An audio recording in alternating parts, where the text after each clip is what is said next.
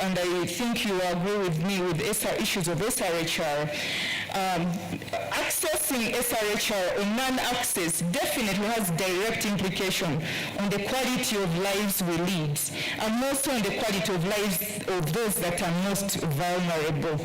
So this is why we are having this dialogue today. We want this dialogue to enable us to take stock on our various interventions at the different levels, at the national level, at the policy level, at the service providing level, at research, education, all those different interventions we are undertaking. We want to really come and take stock, share best practices, share lessons, but also share the challenges and persisting gaps and solutions. We are doing so much work, but is it true that everybody is able to access SRHR services? If not, what are we not doing? What are we yet to do? What are those persisting challenges, and what are those things that we have not done that we are yet to do to ensure that we take forward the agenda for SRHR, to ensure that everyone is able to access their sexual and reproductive health and rights, especially those that are farthest behind, those that are most vulnerable,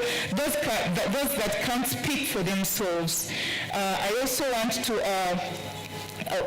to think that this dialogue will enable us to identify those locally innovative, acceptable ways to address persistent challenges to the realization of SRHR, also to share emerging evidence that can help us inform policies, practices, and education around SRHR. But most importantly, it is a way of strengthening our collective action and building a stronger movement to advance the SRHR agenda with a stronger voice and for better impact for those that we intend to impact. So I want to get to the final part of my remarks by acknowledging and appreciating the High Court judgment for the comprehensive sexuality education framework case that was disseminated this week. We are very grateful. I think you will join me to be grateful to the Honorable Justice Lydia Mugambi, who realizes the importance of providing age-appropriate sexuality education and information to adolescents and young people. Indeed, COVID-19 has exposed our double standards as a country when it comes to issues of sexual and reproductive health and rights. On one end,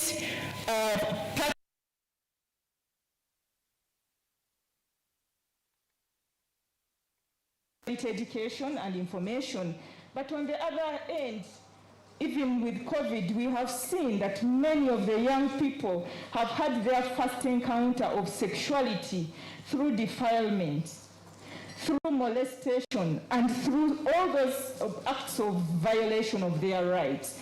Should we continue to leave young people? Should we continue to leave adolescents? Should we continue to leave everybody else to have their first encounter around their sexuality through an act of violation for their rights? We need to think about it. What's wrong with preparing a young girl about their menstrual hygiene? What's wrong with preparing her that nobody should be touching her where they are not supposed to touch? What's wrong with enabling her with information that when somebody tries to do this, please let us know? So again, I think that judgment has come at the right time, especially when COVID-19 has exposed the devastating effects of not giving young people comprehensive sexuality education. I know there are those that do not agree with us, that young people should be given this information, but me and you know that the lack of such information has caused the escalating teenage pregnancies we've seen. At Sehod, we have the legal aid clinic, and the bulk of the cases we are seeing are defilements for young girls. Young girls as young as 11 years. I'm sure you'll hear from some of the community health advocates we are working with. They are the ones identifying these defilements in communities. But perhaps if we had such a sexuality education framework implemented before, maybe COVID would have found our young people more prepared than they have been. So again, we know that the perpetuators, the abusers, are sometimes relatives, and those who have a lot of power over the young people. So empowering young people with education and information, that even if it's your relatives, even if it's your uncle who does this to you, please do not accept. Even if they threaten you, please be able to do that. We need to come out and be bold with such information for our young people. So I'm hoping that we will all work together with the Ministry of Education and Sports to ensure that this framework is implemented, and also that the Ministry will fast track the national policy on sexuality education as the judgment has directed.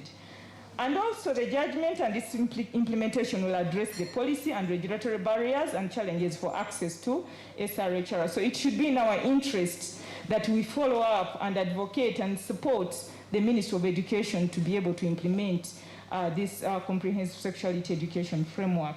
I also hope that it will reflect on some of the positive we are going to reflect on some of the positive values, local values and practices that can help us to address the persisting challenges for access to SRHR. I also want to invite you to collaborate with us through our new initiative, this African Center of Excellence for Health, Human Rights and SRHR Advocacy, which is called Afya na Haki Africa. We have established it to support SRHR research. We have established it to do capacity development, especially around advocacy approaches that can work for us to realize our goal on social justice in health and human rights, and more so on sexual and reproductive health and rights.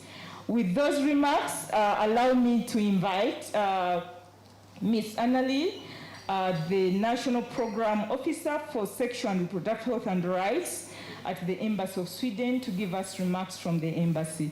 Thank you so much. I thank you once again for choosing to participate in this important event, especially today when the context, when the environment is full of insecurity, and when we are coming towards the end of the year and you have so much to do. So we don't take your participation in this event for granted.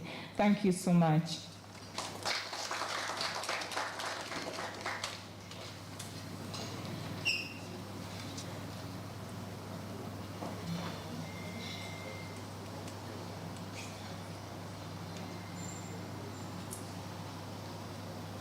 Good morning, everyone.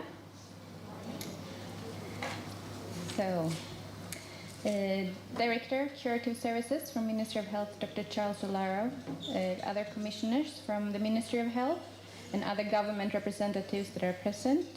The keynote speaker, Professor Nguena from University of Pretoria, members of Parliament, invited guests, ladies and gentlemen.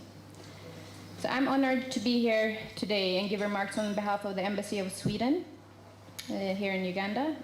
And I bring warm greetings from Her Excellencies Maria Håkansson, who could unfortunately not be with us today, but she's very passionate about SRHR and gender equality in general. As I have already been introduced, my name is Annelie Arsgar, working with Sexual and Reproductive Health and Rights and Gender Equality at the Embassy of Sweden. So as many of you already know, Sweden declared the world's first feminist government in 2016. And that implies that we strive for gender equality in all our engagements, with the aim of ensuring that women and girls, men and boys, have the same power to shape society and their own lives. The right to decide and exercise control of one's own body, sexuality, and reproduction is fundamental for all people. Addressing sexual and reproductive health and rights is key to ensuring sustainable development and to live healthy and productive lives. The year 2020 was meant to be a milestone year for gender equality. Instead, progress has reversed. The COVID-19 affected everyone, and especially girls and young women in all aspects of their lives. Their safety, well-being, education, economic security, health, nutrition, and access to technology. All pre-existing inequalities are made worse by COVID-19. One of the most serious consequences is that gender-based violence became a shadow pandemic. In Uganda, the lockdowns and closure of schools has resulted in an increasing number of unwanted pregnancies, teenage pregnancies, unsafe abortions, and limitations in access to SRHR services and information, especially for young people and key populations. Early childhood marriage is on the rise, and many are having to enter the workforce at a young age to help provide for their families. In some communities, girls are forced to take on much of the domestic work at home, keeping them from seeing their friends and joining community building activities. And when schools reopen, many of these girls might not go back. Statistics show that Uganda, already before the pandemic, had one of the highest rates of teenage pregnancies in sub-Saharan Africa, estimated at about 25%. We are now seeing data suggesting that this average have increased by 22% during the COVID-19 pandemic. We have also seen numbers that have dramatically increased pregnancies between the age group 10 to 14, which is really, really worrying. It is also documented that about half of pregnancies among adolescents in Uganda are unintended, and 30% of those unintended pregnancies end in abortion. Girls and young women have a right to their own reproductive life, their bodies and sexuality. We can support realization of their right by increasing the understanding on SRHR in Uganda, as well as changing attitudes and practices across generations. Furthermore, we can equip young people through comprehensive sexuality education, access to modern contraceptives, and safe abortion. Studies have shown that inadequacy in comprehensive SRHR services, coupled with the high fertility rates and teenage pregnancy increase the risk of HIV and other sexually transmitted diseases. While Uganda's efforts in combating the AIDS epidemic have registered considerable progress, bringing down the HIV prevalence rate from a peak of 18% in the 90s to about 6% now, but inadequate SRH services can undermine this progress. As we have already heard from Fatia as well, SRHR is a complex and often extremely sensitive issue. There are major differences of opinion and position in this area around the world, with issues concerning women's and young people's sexuality proving particularly controversial. We also know that the opposition is growing, and is growing stronger, and is more organized also here in Uganda. Sweden is in Uganda proudly supporting the Joint Advocacy for SRHR in Uganda program, also called the JAS program. We envision that this program, implemented by CHRD and six national implementing partners and district partners, will enhance access to and respect for SRHR in Uganda. This will be done by sensitization, change of attitudes and behaviors, strengthen legal rights and enhance access to justice, and create an enabling policy environment when it comes to the right to health. The program will also generate evidence to better inform SRHR advocacy and future programming in Uganda and beyond. I want to extend my appreciation to CHRD and all our implementing partners and community partners in the program that are also here present today, and they're doing an extraordinary job to assure that this program reaches the most vulnerable and is grounded within the communities as well as on national level. I would also like to acknowledge the extensive support and guidance from Ministry of Health during the implementation of the program, of the JAS program. And I want to recognize Dr. Charles Olaro, who is a champion for the program, and all the work that he has put in to help us. And I'm happy to see this close collaboration between civil society and the government of Uganda to continue. I commend the Ugandan government for having made several commitments at global, regional, and national levels to advance SRHR, commitments that have been expanded in laws, policies, and frameworks, and strategic plans nationally. However, the implementation and enforcement, and for some of these approval and finalization needs to be emphasized. It remains a challenge. So it's very important that we strengthen mechanisms that ensure that these laws and policies become reality. We must all direct our focus on ways of effectively tackle the challenges and harmful gender beliefs and norms that for too long has deprived girls and boys, women and men in Uganda of their true rights. Meaningful youth participation in policy formulation and implementation is key, where special attention should be given to young refugees and people with disabilities to ensure their full enjoyment of their right to education and health.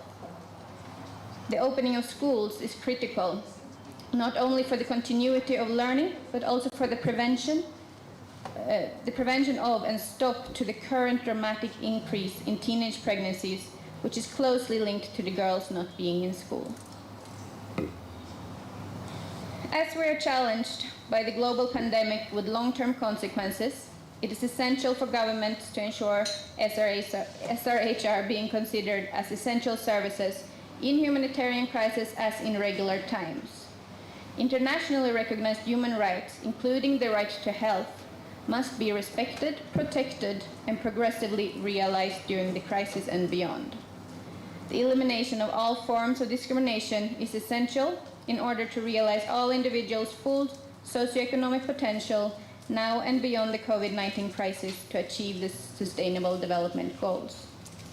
Sweden remains committed to contribute to this very important work in Uganda.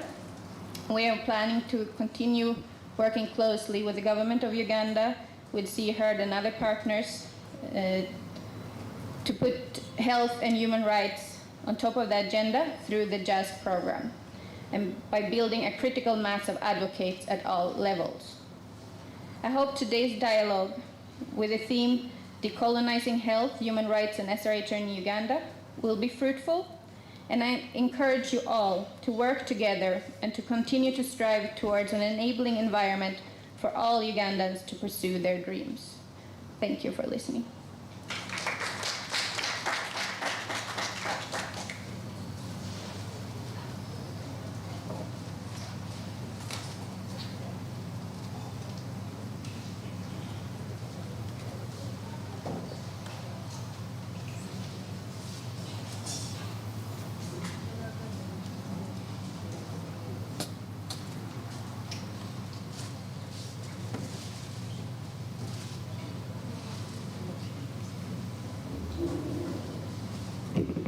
Good morning once again. I'm standing here again to invite Dr. Charles Olaro, the Director for Curative Services in the Ministry of Health. He's also the champion for the Joint Advocacy for Sexual and Reproductive Health and Rights Program here in Uganda, to come and give us remarks. Dr. Olaro, you're very welcome, and thank you so much for agreeing to spend time with us.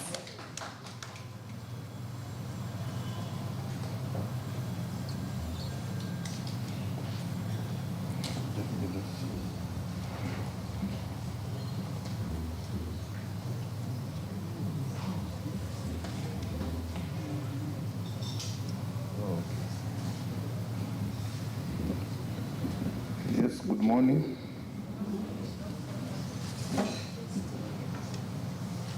The representative of Her Excellency, the Ambassador of Sweden, Ms. Annelia Areska, the Deputy Executive Director of SEHAT, WHO, all the representatives from Ministry of Education, Ministry of Gender, academia, from the different institutions, from the Gender Studies and the School of Law, the staff of SEHAT, the staff from Ministry of Health participating in this second Sexual and Productive Health Dialogue, all our invited guests, the media, ladies and gentlemen. First, it's really my pleasure to stand here to address you this morning when we are here on this, our second Sexual and Productive Dialogue, which has been organized under the theme of Decolonizing Health, Human Rights and Sexual and Productive Health in Uganda. It would have been good for me to give my address when we have already got the keynote address, and so that you should have been able to look at, so that you understand when we speak of decolonization of health, human rights, and sexual and reproductive health. But allow me my own understanding is really for us to take back this power. But this, for you to be able to achieve that, it has to be shared. So it's really that the role to be able to address sexual and reproductive health rights is a shared what? Responsibility. So if you are in this room, in your different way, you can be able to contribute this. But for you to be able to do that, then definitely you should be able to have the knowledge, you should be able to have that instinct, and should be able to have the will to be able to support that. So when we come here, definitely look at what are the impacts, the lessons from COVID-19 on the access of sexual and reproductive health. And then we're looking at what are the emerging approaches like self-care and its role in advancing sexual and reproductive health, which the details, I am sure the panelists, when they speak, will be able to address that.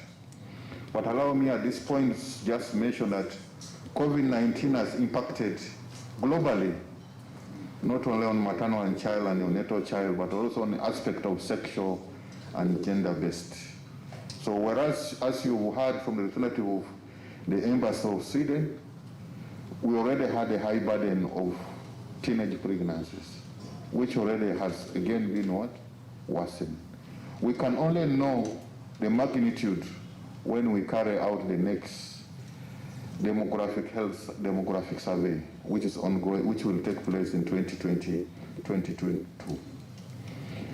But I need to hasten to mention that Uganda has largely avoided the considerable infection rates of COVID and high death toll from COVID-19 than other nations have seen.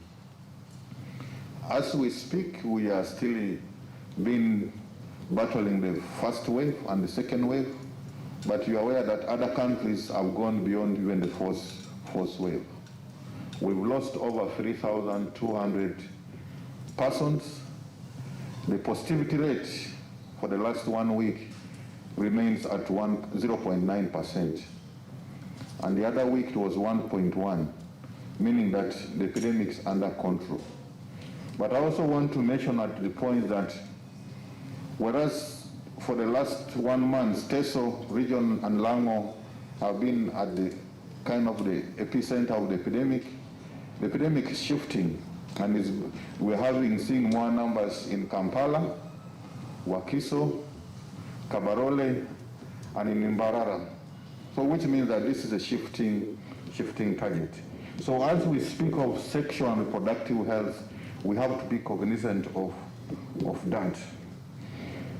So as a country, our mortality rate ratio is at 336 deaths per 1,000 live births, which has been approximated at about 15 mothers dying per day. And this is the information which we want to change. Not all of us are.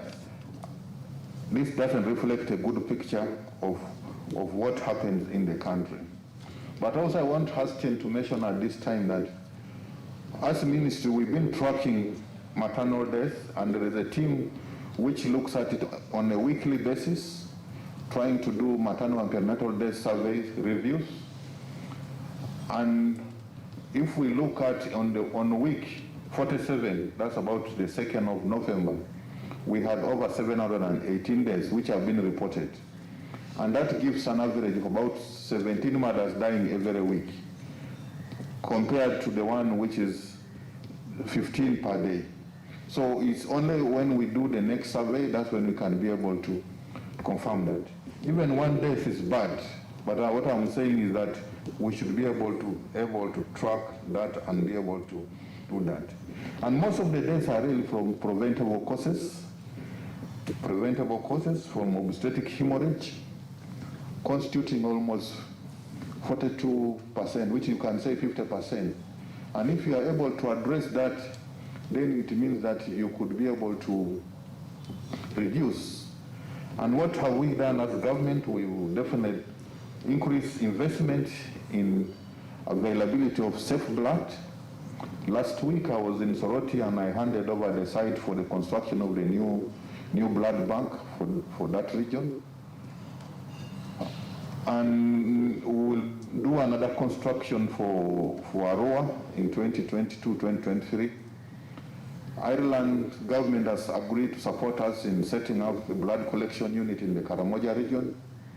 So we think that we should be able to be available, blood should be available in these places. But all of you know that the shelf life for blood is 35 days. So while you are here and you want to speak as an advocate of sexual and reproductive health, one of the key roles which you should do is donate what? Blood. Because there's no factory for what? Blood. So we really need to be able that, whereas we shall have those facilities, but to be able to be effective, for us to be able to do that, because if we are not able to reduce maternal deaths, then we will not be able to improve sexual and reproductive. Because somebody should have children. Every mother has got a right to have a child and be alive, and the child will be alive. We know definitely of the measures which were put to restrict because of COVID, and this affected. But I must say that a ministry set up a specific pillar. Even what delayed me to reach here is that I had to open up and chair the continuity of essential health services pillar, which tracks so that even if we have COVID, we would not want that many people die because of other preventable diseases, like it happened in the West African Ebola outbreak, that more people died of other diseases. The other aspect which we want to be able to do that there's a glaring disparity between the rate of child and maternal deaths across wealth quantiles and geographical regions, and this will persist unless we act now. We have the tools and the knowledge to change the trajectory. The knowledge is there, the tools are there, it's just now that we need to be able to act. And reducing maternal deaths is not necessarily health sector issues, because now there are 4 delays. Initially we have been talking of 3 delays, but now we are talking of 4 delays. A delay, one of them is a delay to make a decision to seek care. The other one definitely to get transport to be able to do one. And the third one is the aspect of delaying to get a service at the facility. But the other one is the aspect of accountability for all of us, that the people, the duty bearers should be accountable for whatever actions which they do to take. So this goes further than just the health workers. It means that the parliamentarians should allocate the resources which are necessary to be able to do that. The population should be able to seek care, because if you look at the attendance in the first trimester, it's less than 40% of the mothers who are on, and yet it's only in antenatal when you can be able to pick up these complications early. So working together, we can end preventable deaths of women and children in this country, and every woman and child has got a right to quality health care, and survival is fundamental right to everybody, and this should be respected and protected. So working with SEHUD, I'm aware of cognizant of the ruling, which requires us that every year the Minister of Health has provided a report to Parliament, and we are abiding with that we provide a report of what has been done and what continues to be done to be able to address this aspect. I also want to mention that we need to aim at that every pregnancy should be a wanted pregnancy. If you look at it, that 4 of every 10 pregnancies are unwanted what? 4 out of 10 are unwanted pregnancies. And you can see you have to carry this unwanted pregnancy for 9 months, and then take the responsibility. And so it affects whatever development which the person will want.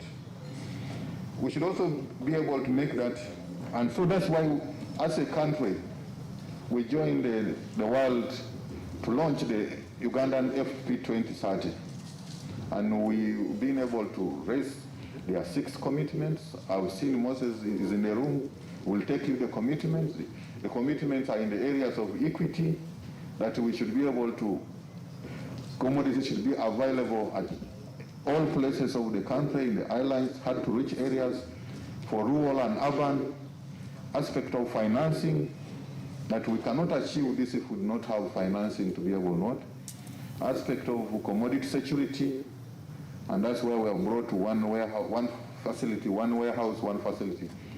The aspect of addressing myths and misconceptions which come up with this. Then the aspect is that whatever we do, definitely we need data, because we only can be able to see that if we have made progress if we have all this information. So we need to strengthen data, but lastly, we need to address aspect of strengthening the policy environment.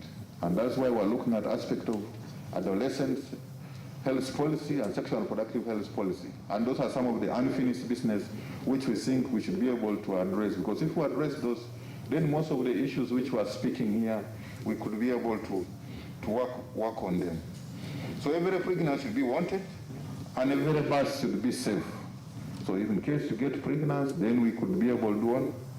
We should be able to have, and every newborn and every child should be healthy. So ending preventable maternal death, child requires a new way of doing business, and often requires strategic shifts of goals as the priority looking forward, compelling and integrated sustainable reproductive health agenda. And this discussion we're having here, which working with SRHR, is really key, and all of you, that we should be able to. So working together as partners to ensure a well-coordinated and integrated approach, we shall continue prioritizing. Definitely key on them is reduce maternal mortality. And as I've indicated, we're aware of the direct causes, and then the other indirect causes like malaria, HIV, which all of you are aware what we are doing. We are also cognizant of the high total fertility rate, which remains high, the teenage pregnancies, the unmet need for family planning, which increase exposure. So we, as government, we need to address both the demand side and the supply side, because it doesn't make good sense for us to address the supply side and the demand side is not there. The other aspect which we think that will contribute to attainment of sexual and reproductive health. Yesterday, as a ministry, we launched the emergency medical services policy, because that could be able to help us to address the second what? Delay. Not only for maternal services, but you seeing what has been happening in the last few days. So if you look at high traffic injuries, other disasters, you need a well-functioning emergency medical services. And we've launched this, so we think that we should be able to have a well-coordinated dispatch, call and dispatch centers, 14 of them across this country, so that we can also be able to address that aspect. I'm also cognizant of innovative approaches. The other week I was in Chotera and Rakai, where they are having a very innovative approaches, which includes setting all the referral system from the community. Even during the COVID, the border borders were allowed to transport mothers to access what? Access care. And they have been able to reduce the delay, particularly the second delay, from 3 hours to only less than 56 minutes. And this has been able to, and so if you look at in the country, when we map the areas which have got high, the hotspots for maternal deaths, you find that around that central region, you almost having that the institutional mortality has reduced almost less than 100. About 67 per 100,000 deliveries. So we really need to see that this is cascaded in all the regions. And then the other aspect is the plan which government is to increase access is the program of upgrading health center 2s to health center 3s. This has been done purposely so that every mother or health worker seeking care is able to be nearest to it.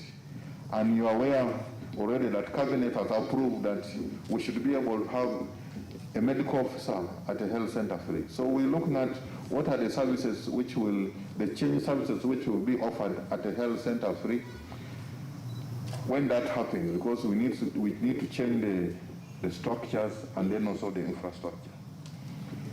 The third most important thing is definitely increasing contraceptive prevalence.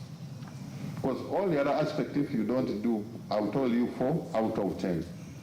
And the unmet need is still standing at 28.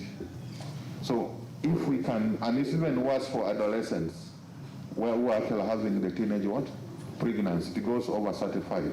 So if we can be able to increase contraceptive prevalence rate, this will lessen maternal and infant health risks by preventing unintended or closely spaced pregnancies, as well as contribute towards the reduction of teenage pregnancy rates. Today, as we speak, Uganda joins the rest of the world to commemorate the men's the Men and Boys Day. So because sometimes we've concentrated on the girl and the woman, and we've left the men. So I am looking at the men in the room, who are mainly the main determinants of most of the things. Definitely no, the ones in the room are the converted ones. But your brothers out there, speak to them and see that they have got a very big role on respecting women, reducing aspect of gender-based violence, and all those other things which will come. So we think that we need to be able to address that. And this definitely will be able to address that. As a country, we have got the highest population growth rate, and then also the teenage pregnancy rates. So this intervention needs to be strengthened by all partners who can contribute to the achievement of maternal and child health. So the sexual and reproductive dialogue is really that space which will bring us together as stakeholders to take stock on the progress, best practices, lessons, and probably what are those persisting challenges, as well as innovation and solution for realizing universal access to sexual and reproductive health. So as I conclude, because I did not have the intention of speaking the whole day, as I conclude, I want again to applaud the efforts of all partners, but probably our convener, I think we need to appreciate SRHR for the role they are playing. They have been to Parliament, probably bigger committed the ED that we really did appreciate them. Our development partners, Sweden and others, we thank you for this contribution to this space. The donors, the civil society organizations, you have got a big role. And this is where we need now to chat discussion. We should not get into a blame game. We should all be able to identify what's that which you can do best. Yes, we can be held accountable, but we need to be able to see what can we be able to do best.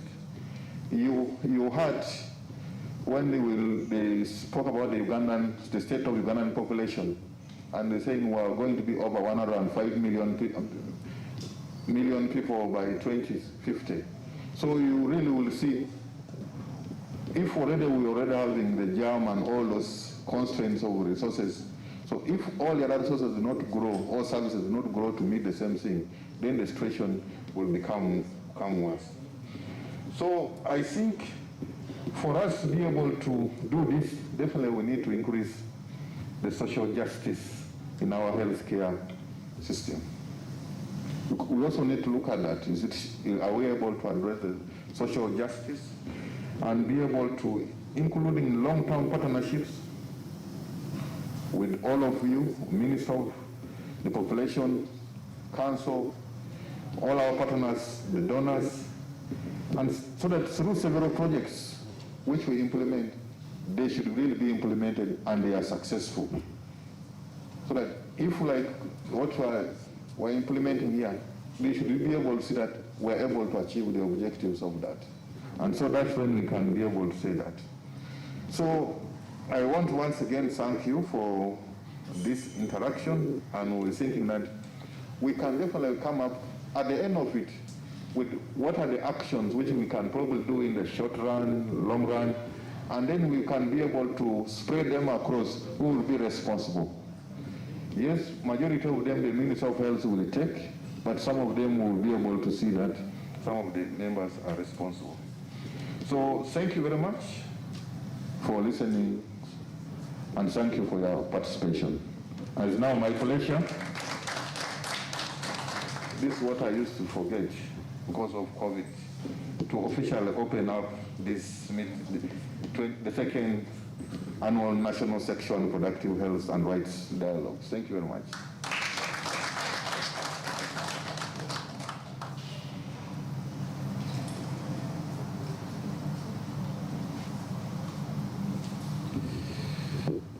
Thank you so much, Dr. Olaro. Thank you to Ms. Fatia Kiangi as well, and Ms. Anneli Areska. I hope I've gotten the name right.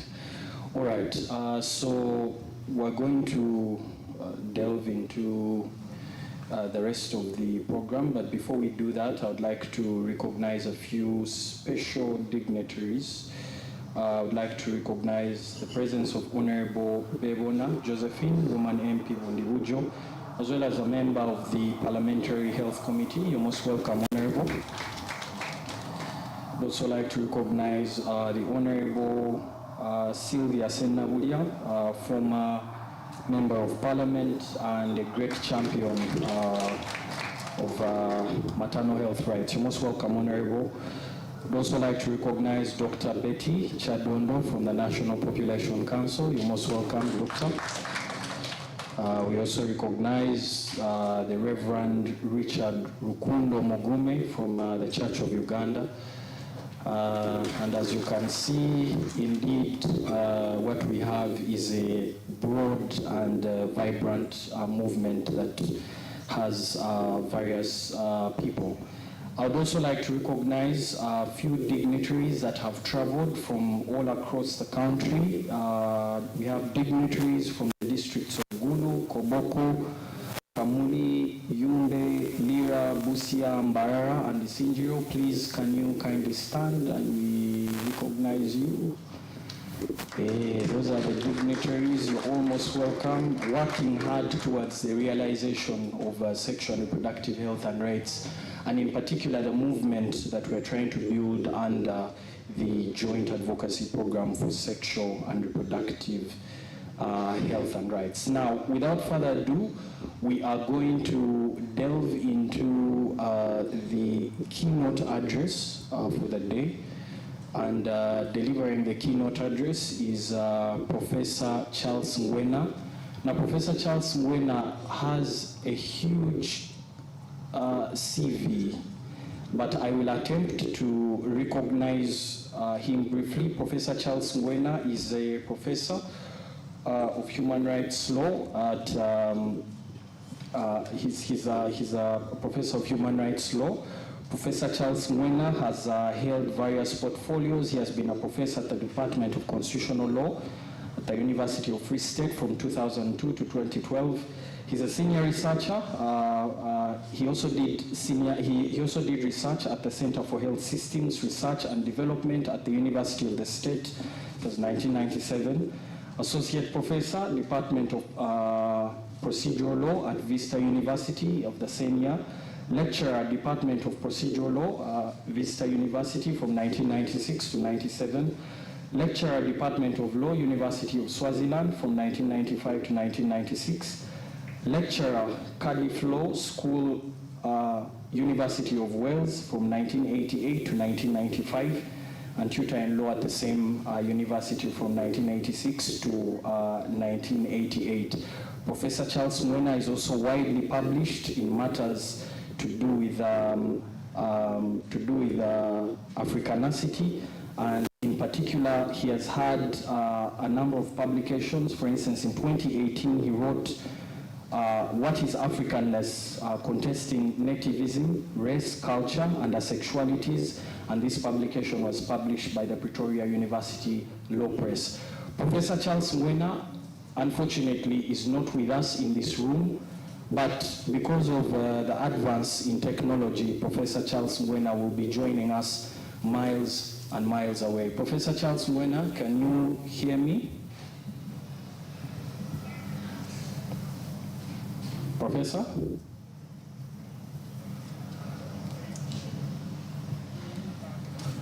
Okay, I think we are experiencing technological challenges. Sorry? Unfortunately, I'm not Professor Charles Mwena. Unfortunately, we can only dream to fit in the shoes of such a well-renowned man. But Professor Charles Mwena, can you hear me?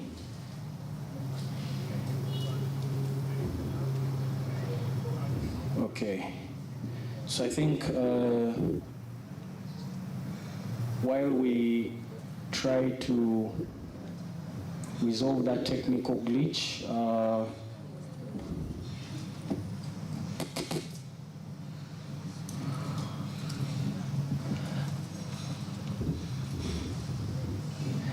I think while we try to resolve that technical glitch, Grace, I will, I think, proceed to another speaker while we wait for that to be sorted. Is that okay, Grace?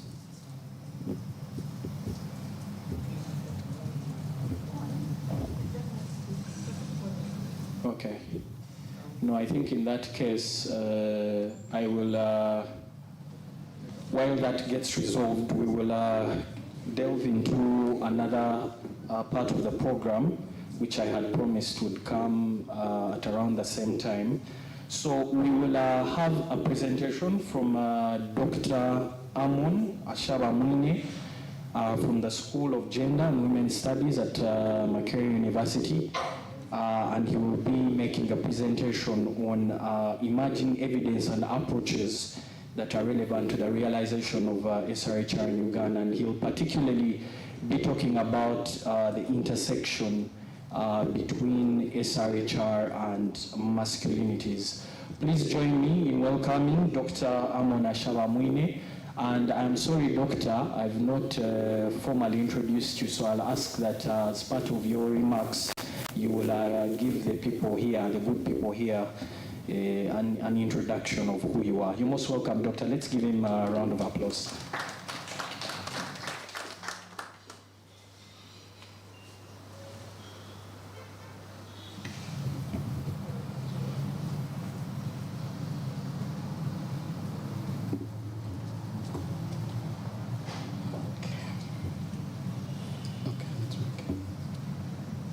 Good morning, everyone, and welcome to this session where we'll be having a conversation on the intersection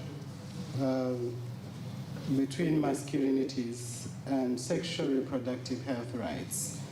My names are Amon Ashaba-Mwine. I teach at the School of Women and Gender Studies, Makerere University. I teach men, masculinity and development. I teach gender and sexuality and feminist theory. I do research in those particular areas. I have a PhD from Stellenbosch University, South Africa in Cape Town. And I've been teaching at the school since 2012.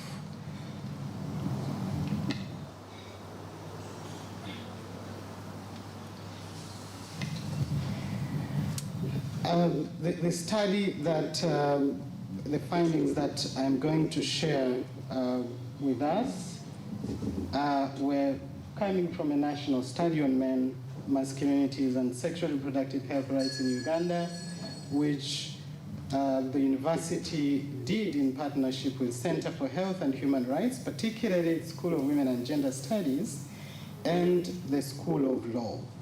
And this particular study was originating from SEHAD's interest to look at how could we possibly build a progressive social movement that challenges deep-seated structures that constrain sexual reproductive health rights in Uganda.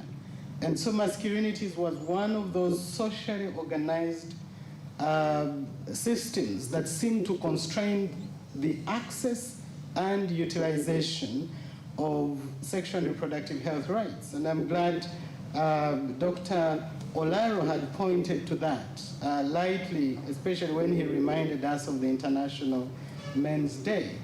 We also wanted to particularly understand what role men's practices and expectations in our societies play in terms of influencing how we access and how we use sexual and reproductive health rights. So in a way, we understood masculinities as those social practices or the expectations or the way our cultures construct and represent us as men. And because we are a country that has diverse cultures, very rich in cultural heritage, there are varied ways in which these practices and expectations come off. So we were trying to look at what could be the influence of these masculinities on the access and utilization of sexual and reproductive health rights. So in a way, we wanted to look at understanding the history and the cultural perspectives around being a man, looking at who exactly a man is. When you ask people, who is a man?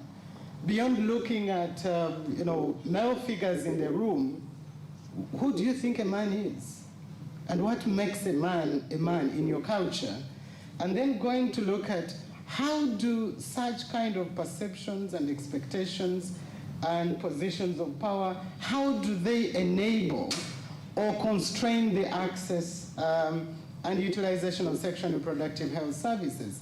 So we thought that understanding all this would contribute to informing policy, informing strategies, informing our actions that would put men from the margins to the center of planning for a sustainable sexual reproductive health package. And in our discussions, discussions of different series of literature, from legal to academic literature to activism, we realized that there are dominant conversations that indicate ways in which sexual and reproductive health rights, policies and programs inadequately being implemented. But at the same time, we also noted that there is a trend in which men are not visible in these stories. When we're talking about sexual and reproductive health services, there's a certain level of silence around who men are, what they should be doing, and their role in promoting a sustainable program around sexual and reproductive health rights. We also noted that even when there's that kind of silence, there's a trend that is emerging from civil society, from international development actors, from government itself, on moving towards involving men in promoting gender equality, and in particular, in promoting male involvement in access and utilization of sexual and reproductive health services. So we wanted to look at this whole discourse that emerges from men at the margins, silences around men in sexual and reproductive health conversations, to sort of positive entry points that are starting to emerge, and ask ourselves, where could the entry point be in harnessing the place of men and masculinities in sexual and reproductive health rights? So we had wider conversations in communities. We went to 10 districts, including Kampala, and these were largely districts that Center for Health and Human Rights was already implementing its programs. So there was a connection between the districts we went to and the programs that the districts where SEHAD programs were already existing.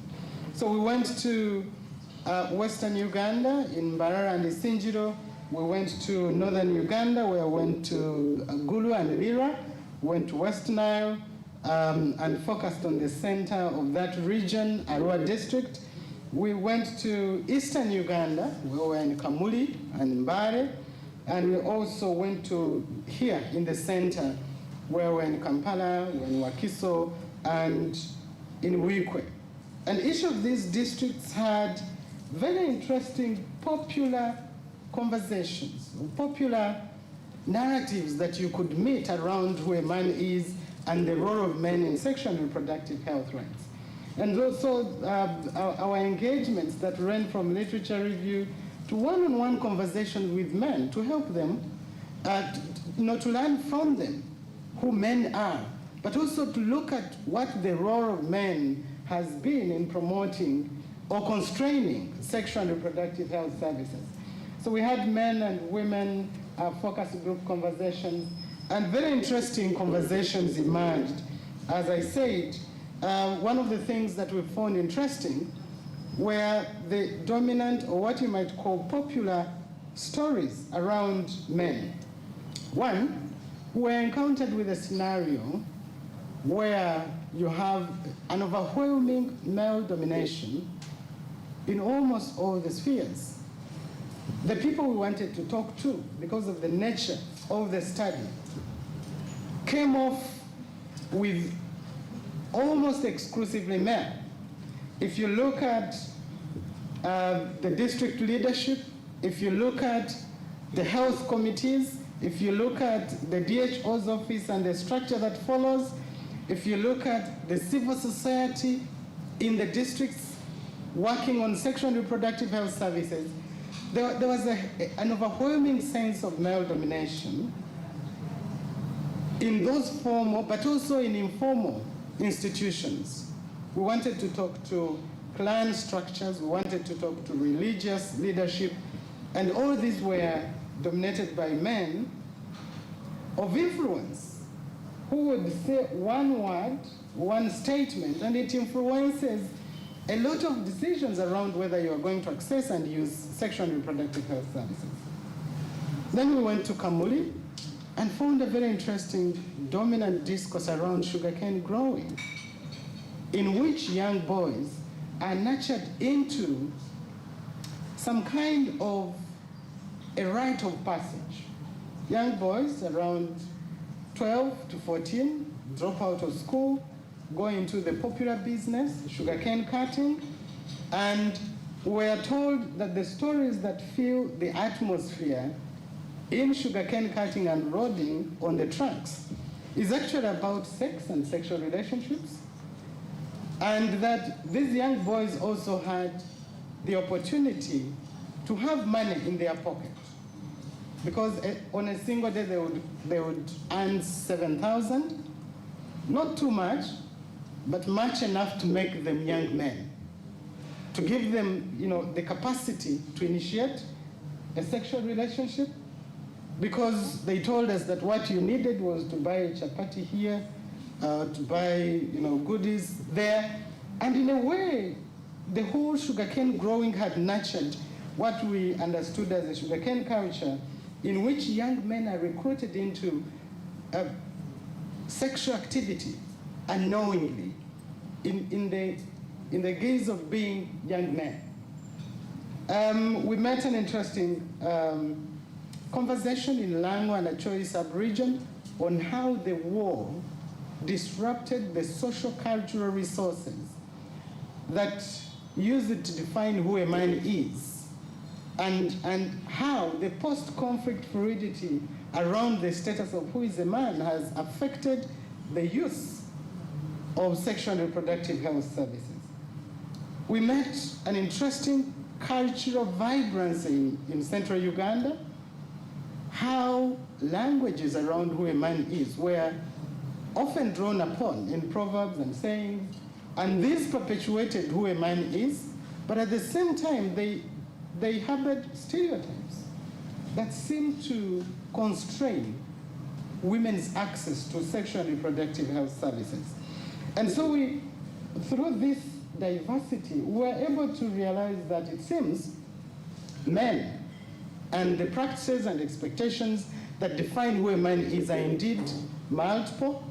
They take different shapes.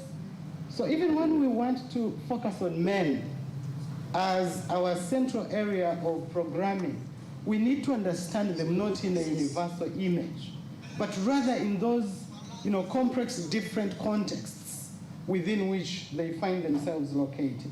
So I will quickly jump the legal and policy environment, which Dr. Olaro has been able to share with us, but to particularly note that the policies and the frameworks that we have indeed set the agenda. They set the pace around what is acceptable as SRHR program at a national level. Yet, as you have heard from him, or as you may have read from his presentation, there's an overwhelming silence on the question of men and masculinities with regard to sexual and reproductive health services. We're talking about issues of brand, We're investing in brand, but are we asking ourselves why there's that challenge of breeding? Is it because of the delay to the hospital?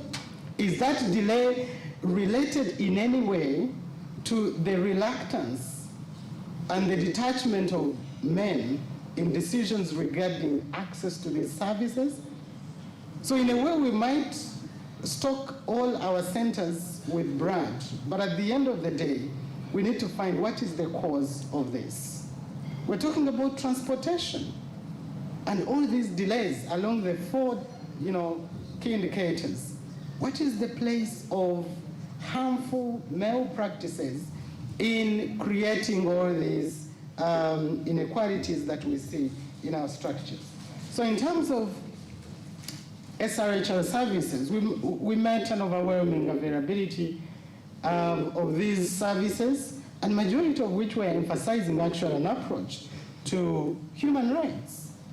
All the centers that we visited, there's a deliberate move to list all these services they have, moving beyond family planning services to looking at a comprehensive package. If you have an STI,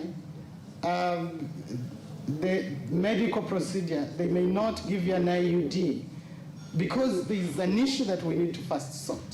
So it may not necessarily be about inserting a UDI. If you have been battered because of choosing a certain family planning method, the health unit that is dealing with you may need to first deal with GBV before they deal with providing an alternative. So we found all these services there with a human rights approach, but the constraint that we found was that these rights are claimed within a particular context. And the cultural and the social and religious context at times constrains what rights we are able to claim. And then we went to our dominant question, who is a man? In all these districts we went to, and we noted that that is one of the most laughed at questions in our field work. And people would ask us, we're in Vura sub-county in Arua, and this old man asked me, so you traveled 600 kilometers to come here to ask us who a man is? You don't know? And people would really laugh at this question, which in a way shows you how taken for granted it is. We've taken for granted that we know who men are. So we go on making our programs and policy with certain assumptions that end up constraining the programs we're designing. And so we insisted, we said, okay, tell us, We would really want to learn from you. And you know what? There was an overwhelming description of who men are around 2 layers. The first layer, they talked about men in terms of the idealized cultural position. They will tell you a man is, you don't know, he's a household head, and others called him a default decision maker. You know? Like it is a standard. When he's there, you know that every power to make a decision resides with him. He's an income earner, he's a provider. And so they described a man, and you would listen and you would think they are describing like a semi-god somewhere. And then you would say, okay, can I talk to one of these men when I finish? Can you give me a reference so we go and have a chat? And then they will tell you, you know what? Men of these days have changed. And then you'd say, okay, so who are the men of these days? And then they would go into a second layer of description of masculinities in real life experiences. And that's where you would see the mismatch and how this mismatch has constrained effective access and utilization of access to sexual and reproductive health services. So they would tell you, particularly here in central Uganda, they drew a lot on language. They used proverbs and sayings, and they would tell you, you know what, Basaja mivule. They would want to equate to a man to that, stronger tree species in the tropics. And that is a very interesting symbolic relationship. The moment you want to look at men in that way, it means that there are certain things they are not going to associate themselves with, particularly seeking for health care, whether it is for themselves or those that are around them. They also talked about a man, omusajja tabalirwa nzaalo. You cannot start counting how many children I have, okay? Which in a way goes into some cultural legitimation of sexual activity beyond certain limits. Or they will tell you, omusajja si womu, tabeera womu. So we noted in eastern Uganda they told that omusaadha kyakoba nze nakyenkoba. So at times we thought that we thought these were statements of long time ago, which probably could have changed with education, with the programs that we see. But we noted that the manner in which these proverbs are easily reproduced in everyday life, it could point to how these stereotypes are deeply ingrained and legitimized as acceptable ways of being a man. And if they are, then you're going to have trouble controlling how many children he's going to have, how many sexual activity encounters he's going to have, or whether he's going to seek for health care or not. So we realized that beyond seeing individuals who are putting on colonial styles, we want to decolonize, white shirt, a tie, a coat, suit. Beyond that, there's a whole cultural discourse that can enable you to understand that this person may not easily go to the hospital. So between the ideal and the real life men's experiences, we started to realize that things have shifted, things have changed, and in other ways, in other contexts, there hasn't been that much change. We were told in Kamuni, for instance, that women talked of men who are no longer household heads and providers. They told us that abasaadha bafuuka baana kati bakulabirira. You buy a mattress, he sleeps, you cover him. Okay? And that is abdication of responsibility. So when we're talking about hemorrhage, it might be related to this. experiences that we are going through. So how do we go into communities, excavate these experiences, and use them to inform the kind of programming that we want to see in SRHR programs?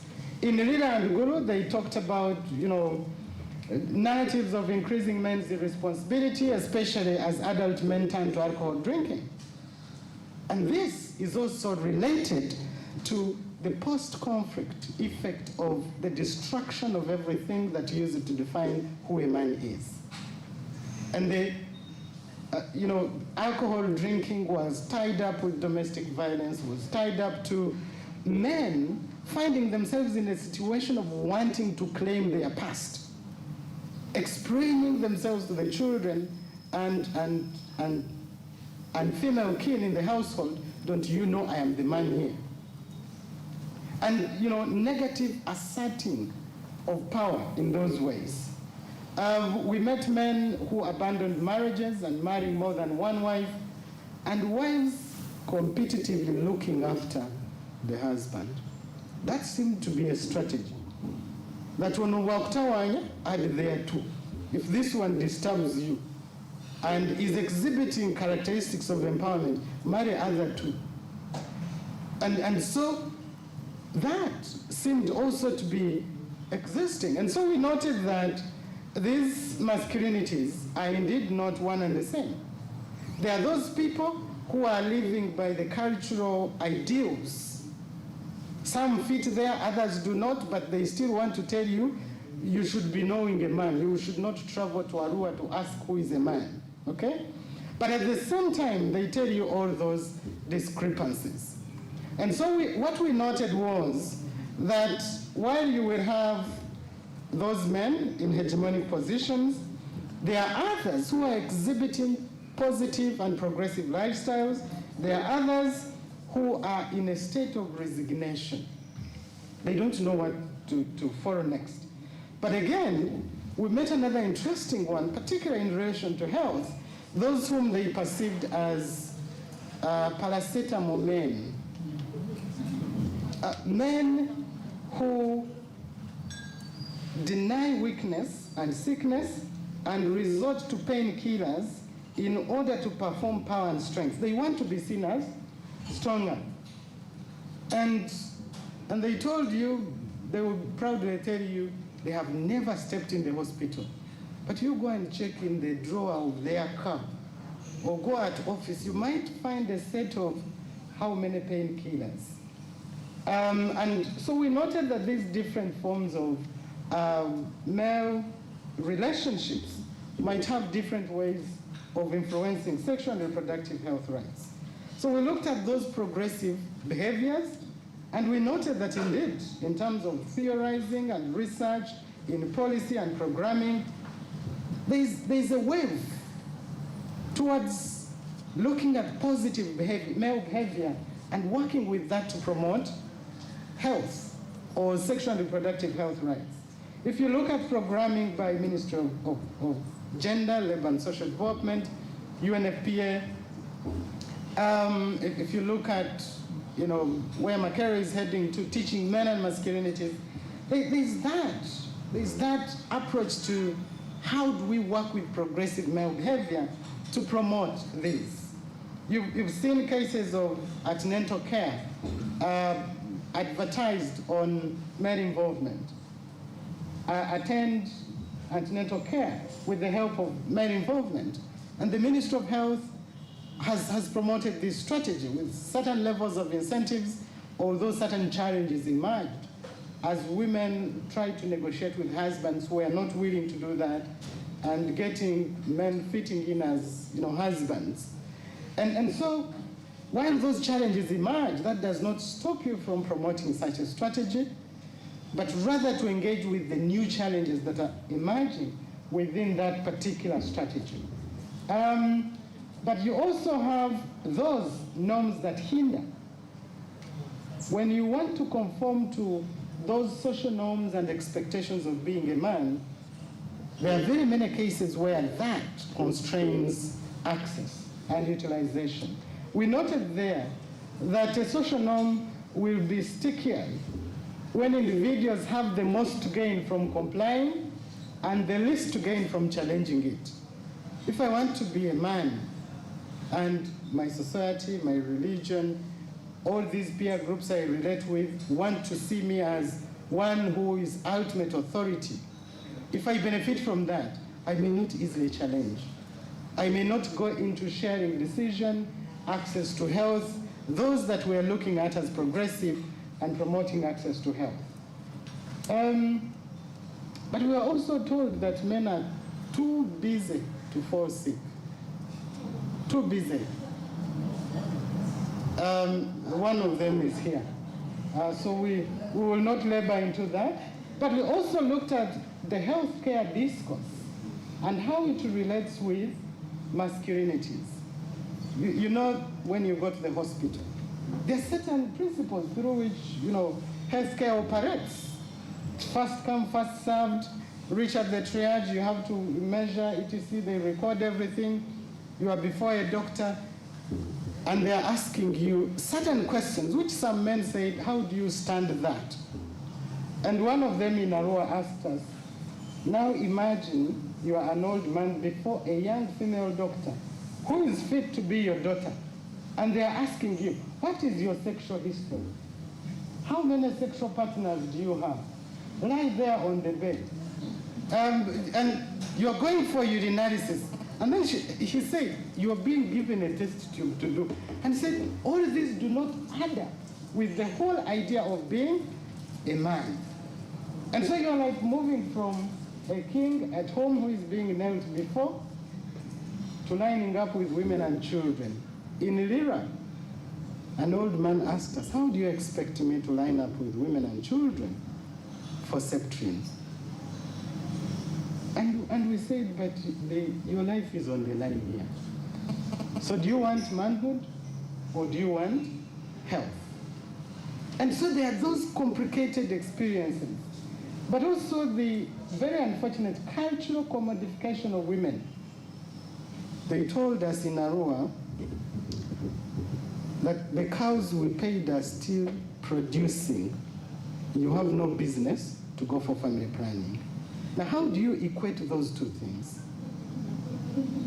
And the way they easily find these examples tells you these are their everyday experiences. These are the things that they live with and work with.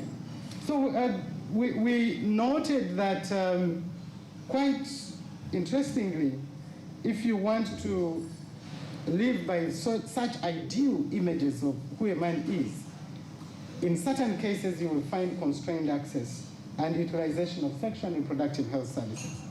So quickly to end this, we also looked at how this kind of men's overwhelming power in households forces women to sneak out, to seek for sexual and reproductive health services. And sneaking out was really dominant across all the districts, and this is where women take it upon themselves to seek for these services, because they have produced children, they are looking after them, they are paying school fees, and men have abdicated responsibility. So they started sneaking out for SRHR services, but what we found interestingly difficult was that while you might look at that as women's agency, women taking a step to make decisions, to claim rights, to manage their bodies, women were constrained by that background power on what method they can choose. So they reached a health center with a method in mind, and that method should be one that is not easily identifiable. Okay? And the challenge was that that concealed family planning method may not be the one that is, that your body works with. So there was no room for these women to discuss with the medical service providers on what is suitable for your body, but rather, what is it that is concealed enough for him not to identify? And whenever these were identified, cases of GBV emerged. Very excruciating cases of men trying to remove IUDs by their hands, physically. All this documented into sexual and reproductive health services, but also how masculinities draws on all these myths to resist sexual reproductive health services. So you will find men in their groups talking about how family planning methods make people sterile or cause cancer, and all these stories. And there was one interesting case where a man attending to a tax collector at the entrance of a weekly market circulated a rumor that all the family planning methods that had been put in women's bodies were going to expire in the next 15 days. So that rumor was perpetuated at the entrance of the market, and you know what? The health units were overwhelmed with women coming back wanting to remove whatever that was in. These are real and they constrain. So as we end, if you can run to the last two, we want to note that perhaps we need to raise a red flag, not only on men's health with regard to sexual and reproductive health rights, but generally on issues to do with men and health. We saw how COVID-19 pandemic created havoc and produced different results for men and women in terms of mortalities, but we have also seen the struggles that men have around COVID-19. Popular figures whom doctors said were all converted. This tweet is from one of people who would identify in this category. I know men fear to talk about this, but doctors should have warned us about second AstraZeneca jab. 2 weeks now, and certain quarters cannot function properly. And this is not to say that AstraZeneca had an issue. No. Because indeed, he came down. After the Minister of Health came on that, he came down and clarified that his worry is so much on how men have been, issues of men and health have been abandoned. But you had many conference people talking about how their engines were not starting or how difficult it was, that their manhood were not electing at all. But we're talking about treatment of COVID-19, and within a week you expect your manhood to do what? Aren't you asking too much of your body? And so we started a conversation on, is it manhood or health that we're looking at? So how do we enable men to understand that they have everything to benefit from a positive health lifestyle beyond manhood? And so we learned a lot that perhaps we need we need deliberate focus on men as equally products of our societies, but we also need to focus on men as people who can benefit from health care programming. So when we are calling all this sensitization training, etc., is it possible that we can speak to men and women and understand their specific needs and interests rather than focusing on those of women and girls in exclusion? And lastly, there are a few things that people suggested. That perhaps we can promote a deliberate, and that's the key, deliberate policy and programmatic focus on men and boys' needs and interests in sexual and reproductive health. That we need to be deliberate on this. That we need to do research. I am glad the Center for Research, this should be one of the key priorities to focus on.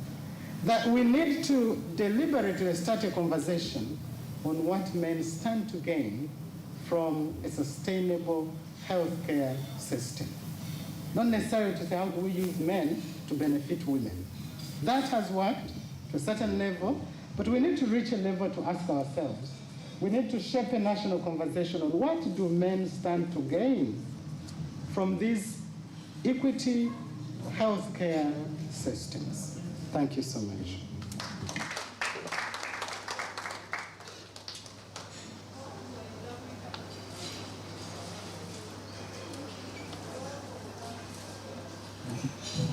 Thank you so much, Dr. Ari. I think he deserves a better round of applause than that. Thank you so much. So we will give an opportunity to 2 reactions before we take leave of the matter. 2 quick reactions. If you have a question, a clarification, an addition to that, now is the time to speak, or you forever hold your peace. All right, yes, I'll have, since we are balancing, I need a lady and I need a gentleman. I'll take the gentleman, then one more lady.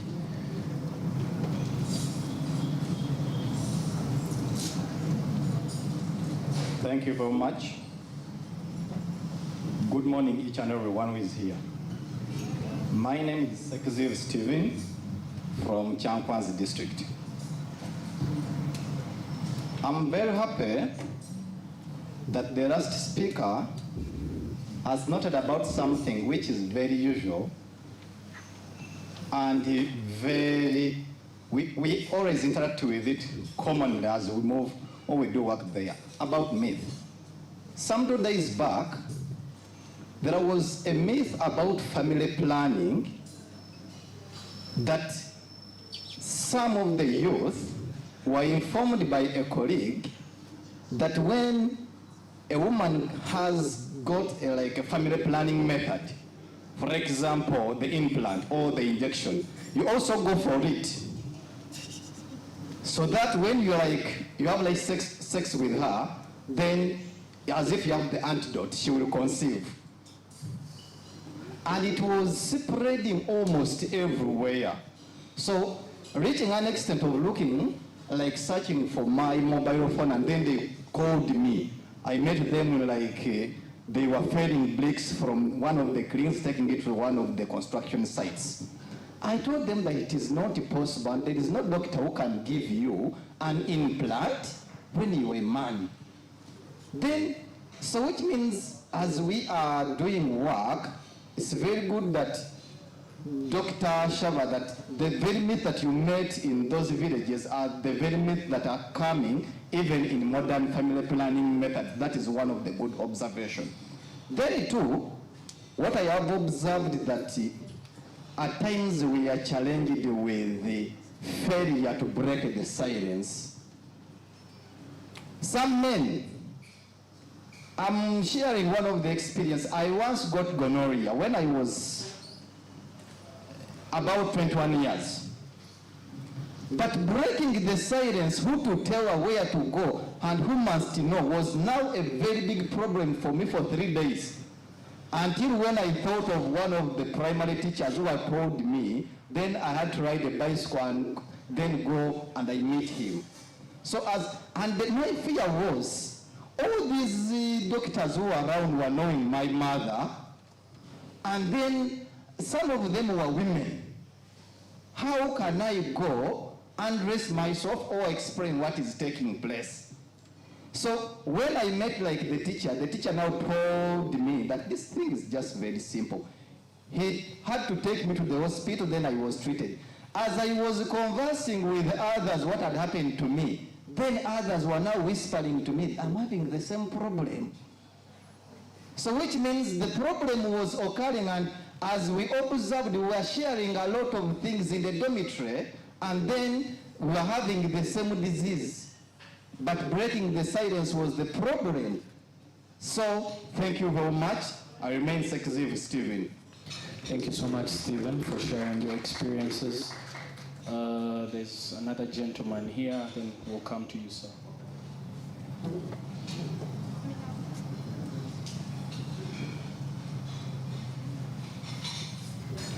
Let's keep them brief so that we have ample time for break.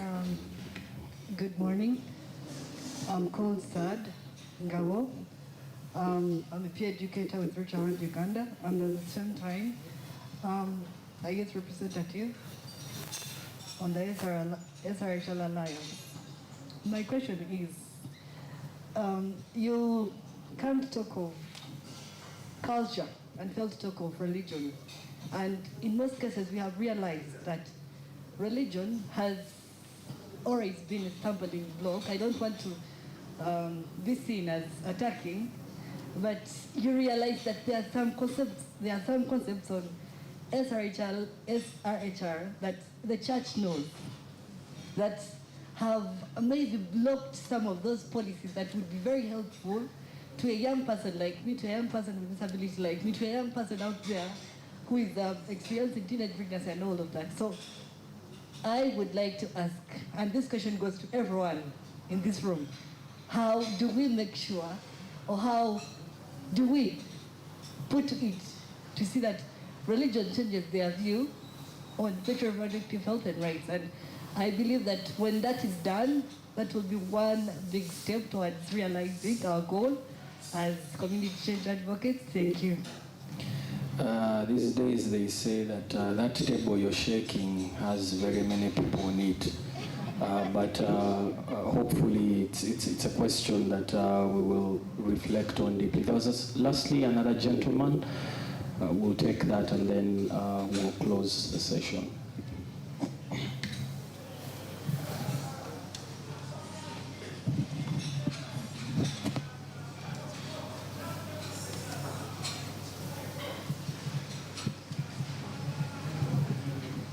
Thank you very much.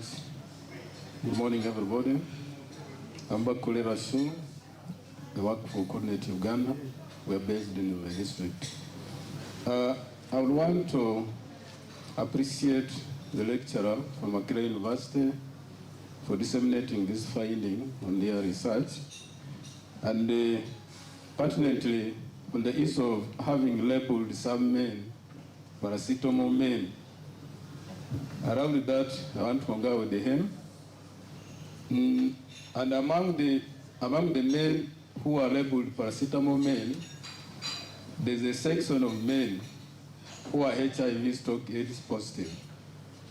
And you find, because of the status, they tend to impose that tendency of, depending on drugs, not going for public health services onto their family, more especially women. Case in point, if assuming I'm HIV/AIDS positive, I would not want my women or family members to go for accessing their health rights. And I see it is very common. You find somebody, when a man says that is positive, this man will not allow his women to go. And that affects the right.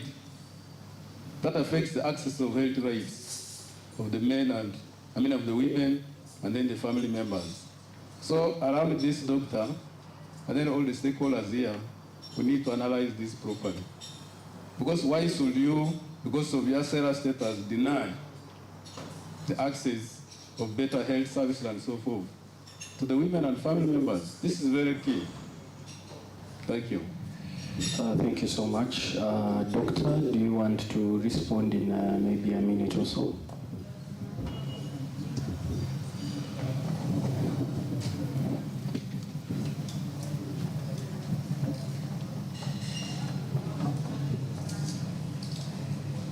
Maybe just 1 minute. Thank you so much for contributing to this conversation and for being part of it, and for validating the experiences that we're talking to.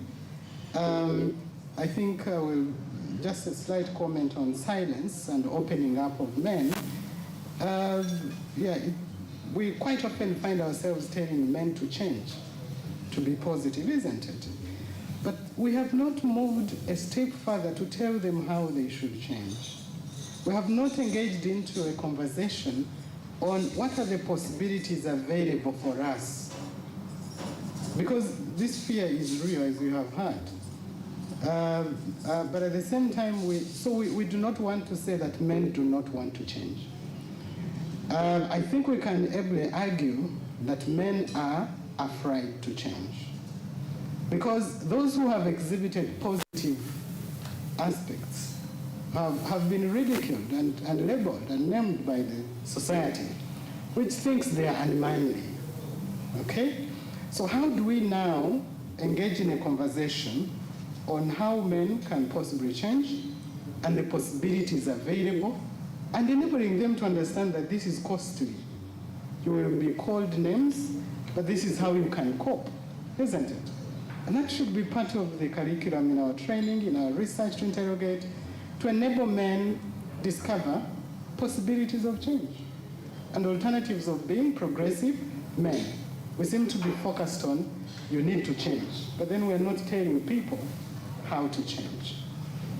The last one, culture and religion, indeed, SEHAT and in the report they have, has a wider conversation on that. Noting opportunities, progressive voices within religion, which have contributed towards particularly sexual and reproductive health rights. You remember in the lockdown, how the Archbishop of Uganda urged the nation, particularly women, to go for family planning. But, of course, there are other constraints, as you say. And I think this is a collective conversation that we need to engage in. So I want to stop there. Thank you so much for your contributions to this. Indeed, thank you, Doctor, and thank you to everyone who has taken part in the discussion. I think you deserve a good round of applause. And this conversation comes at a time when we celebrate the International Men's Day. So there's also that, so it's a very timely conversation. So since we're talking about decolonization and Africanacity, in African culture, it's very good to have conversations while you're having tea. So we're going to break off for a tea break, but it's going to be working tea because we want to have the conversations while we're having tea. Kindly remain seated. A person will approach you and ask you to approach the serving point. But before we delve into that, definitely I would like to recognize the following dignitaries who have since joined us. We have the Honorable Joel Serikali, the Vice Chair of the Parliamentary Health Committee. You're most welcome, Honorable. Then we have the Honorable Atieng Stella, who I've been told has also made it. Thank you very much, Honorable. Recognize the Dr. Richard Mugahi, the Assistant Commissioner from the Ministry of Health. You're very welcome, sir. Just a reminder once again, this dialogue is dedicated to the memory of the late Dr. Charles Chigundu, who, as many of you know, was a maternal health champion, and we'll be having a session in the afternoon where we will specifically recognize and pay tribute to him. But as of now, without any further ado, I will invite you to tea. Thank you.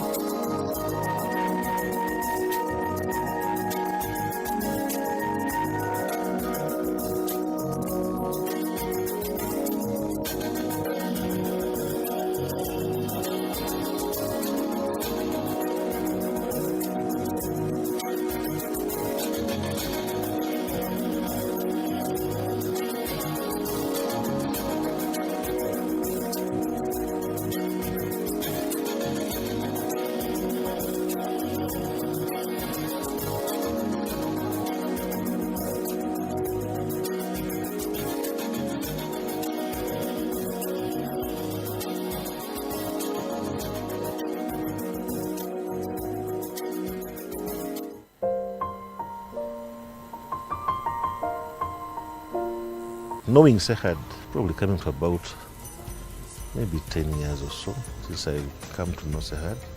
But it all started because of the challenges I was getting in the healthcare system.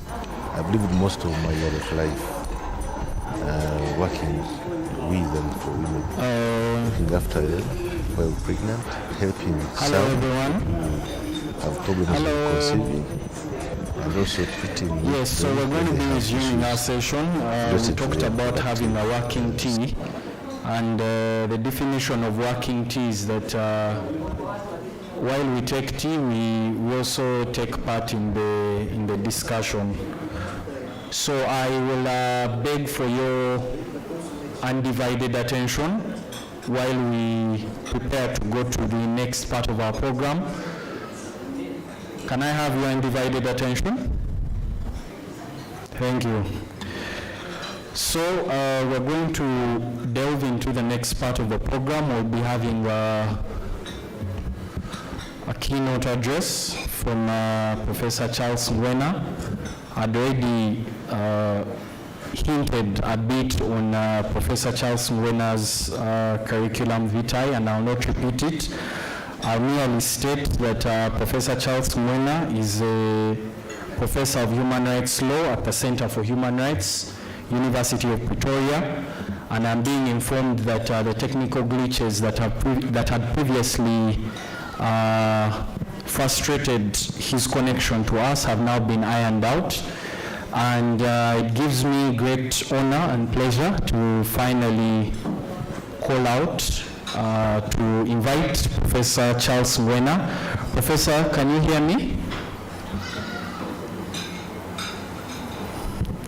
Perfect. I think we'll just work a bit on the sound because he seems to hear me, but the people here. Professor, you're most welcome to the second annual National SRHR Dialogue, and everyone has been eagerly awaiting for the keynote address. We promise them that it is a beautiful one, and we'll now just be waiting to hear from you. You're most welcome, Professor.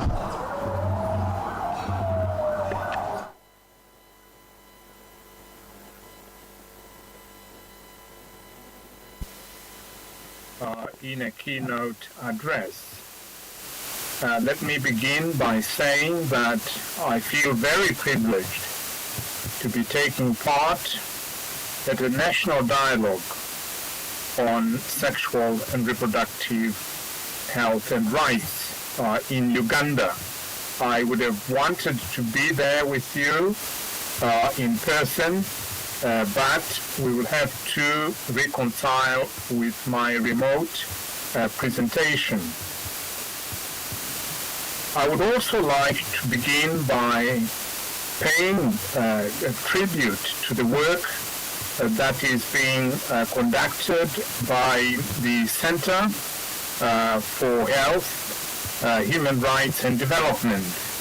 I would like to thank its leadership for indeed leading Africa, in particular in the area of maternal health. And I do not wish to flatter Sehud, but to say honestly that the work that Sehud has been doing has been of benefit not just to Uganda, but to the African region as a whole, but also to the globe as a whole.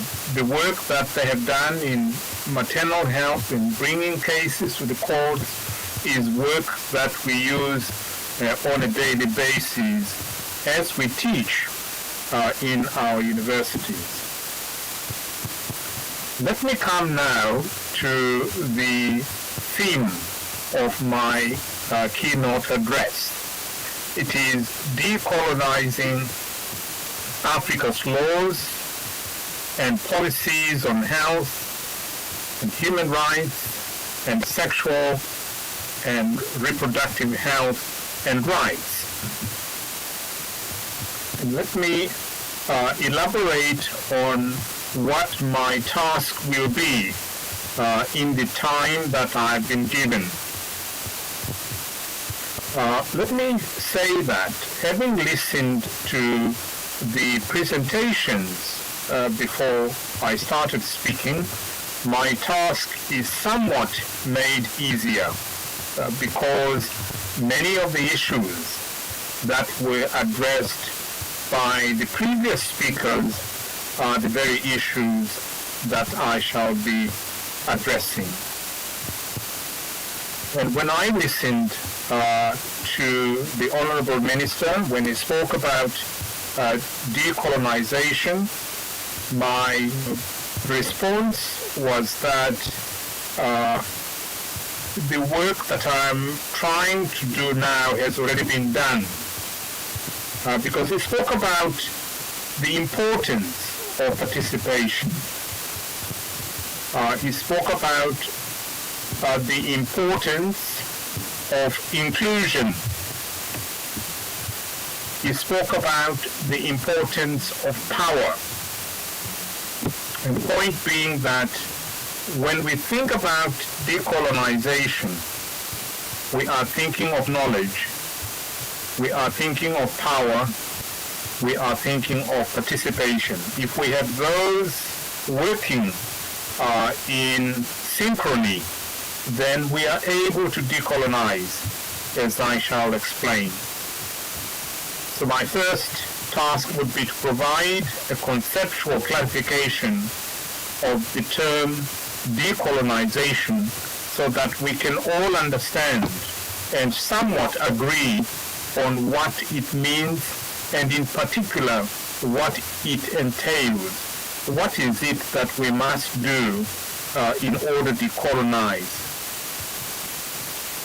I think it is also important to provide a conceptual clarification of what health means, because without agreeing upon a concept of health, we are likely to have discrepancy between what those with health needs understand health to be and what the providers understand health to be.